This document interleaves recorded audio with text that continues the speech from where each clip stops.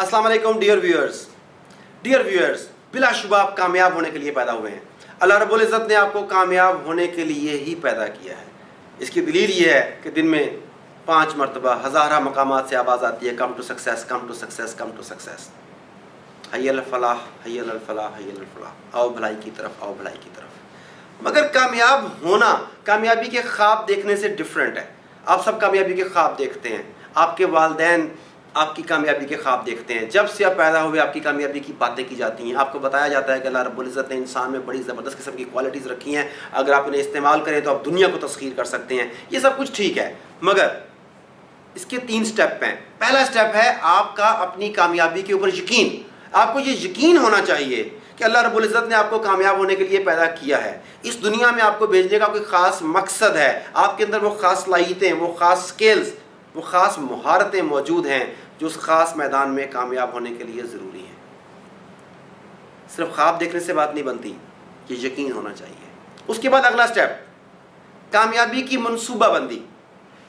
उसके बाद आप अपनी कामयाबी की प्लानिंग करते हैं, स्टेप बाय स्टेप प्लानिंग, कि मैं उस आखिरी मंजिल तक पहुंचने के लिए मुझे क्या क्या करना होगा, मुझे कौन कौन सी तालीम हासिल करनी होगी, कौन कौन सी महारतें हासिल करनी होगी, किन लोगों से मिलना होगा, किन किन जगहों पर काम करना होगा, किन वसाइल को बुरुए कार लाना होगा।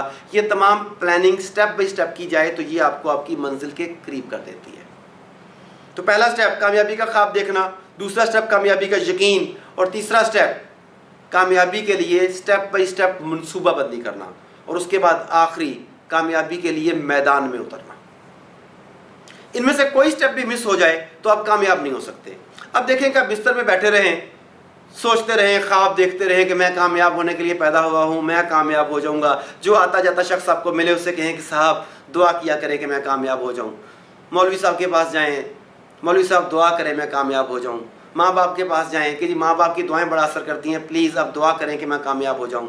मगर यकीन मानिए दुआएं भी तब काम करती हैं अगर आप काम करें। तो अगर आप काम नहीं करेंगे तो दुआएं भी काम नहीं करेंगी।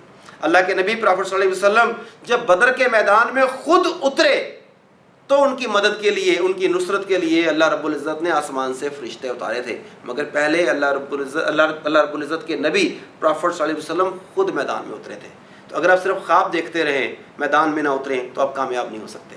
इसी तरह आप ख्वाब देखते रहें मगर आप कामयाबी की मनसूबाबंदी ना करें, बगैर प्लानिंग के, बगैर सीखे मैदान में उतरें, तो फिर भी नाकामी आपका मुकद्दर होगी।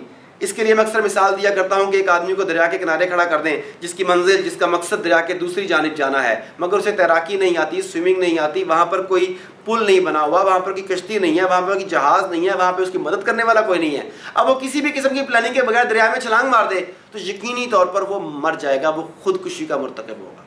उसे दरिया के पार जाने की प्लानिंग करना होगी।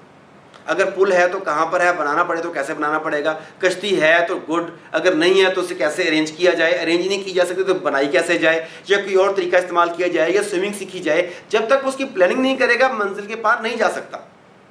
इसी तरह अगर आपको खुद पर यकीन नहीं है, अपनी मंजिल पर यकीन नहीं है, अपनी सलाहियतों पर यकीन नहीं है, तो आप मैदान में परफॉर्म नहीं कर सकते।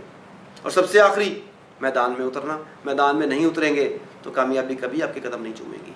तो माय डियर फेलोज़, इसमें कोई शक नहीं कि आप कामयाब होने के लिए पैदा हुए हैं, मगर उसके लिए कामयाबी के ख्वाब देखिए, कामयाबी का यकीन रखिए, अपनी सलाहियतों पर यकीन रखिए, कामयाबी की मनसूबाबंदी कीजिए, स्टेप बाय स्टेप प्लानिंग कीजिए। उसके बाद उस यकीन और हिम्मत के साथ मैदान में उतरिए जो कामयाबी के लिए ज़रूरी है।